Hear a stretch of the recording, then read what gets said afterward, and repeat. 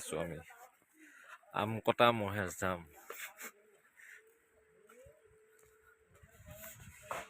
একে ওপৰত আছে, পাহাৰৰ ওপৰত। আমি দেখাবলৈ চেষ্টা কৰিম ওপৰত পৰিৱেশ।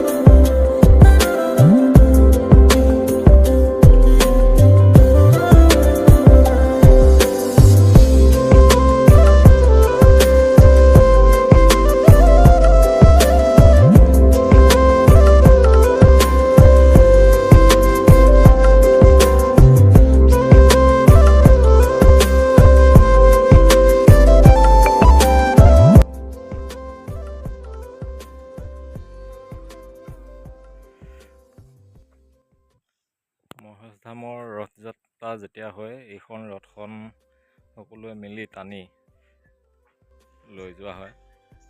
যেতিয়া ৰথ টনা হয় তেতিয়া এই ৰথখন সকলোৱে সুন্দৰকৈ সজাই তুলি লয়। এতিয়া বাৰু তাৰ আৰ্হিটোহে আছে ক'বলৈ। যাত্ৰাত ইয়াতে মানুহ ওপৰত আহি ইয়াতে ৰেষ্ট লয়, ইয়াতে নাম প্ৰসংগ চলি থাকে। এই জেগাটোতে থকা মেলাৰ সুবিধা ওপৰত। ৰথযাত্ৰাৰ মেইন মন্দিৰটো হৈছে আপোনাৰ এইটো আগত দেখা পাইছে যে,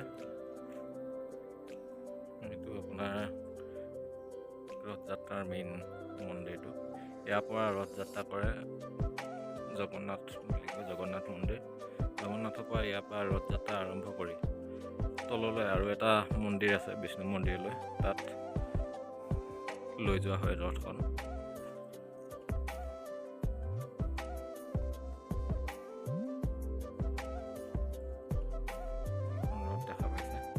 আগতে এই ৰথখন ব্যৱহাৰ কৰিছিলে, এতিয়া বৰ্তমান এখন পুৰণা হৈছে। নতুনকৈ অলপ আগতে দেখাইছোঁ ৰথখন, আজিকালি সেইখন ব্যৱহাৰ কৰা হৈছে। এইখন যিহেতু নতুনকৈ সজাই তুলিছে। আৰু এইখন ইয়াৰ আগলৈ পুখুৰী এটা আছে, পুখুৰীটো আমি দেখাবলৈ চেষ্টা কৰিম।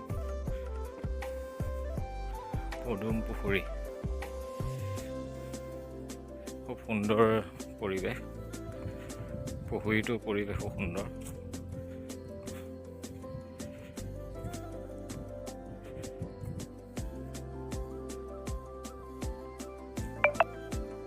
পদুমৰ পাতবিলাক নতুনকৈ আহিবলৈ লৈছে আৰু ওলাইছে পদুমৰ পাতবিলাক। আৰু কেইদিনমান পিছত আকৌ পদুম ফুলিব হ'ব।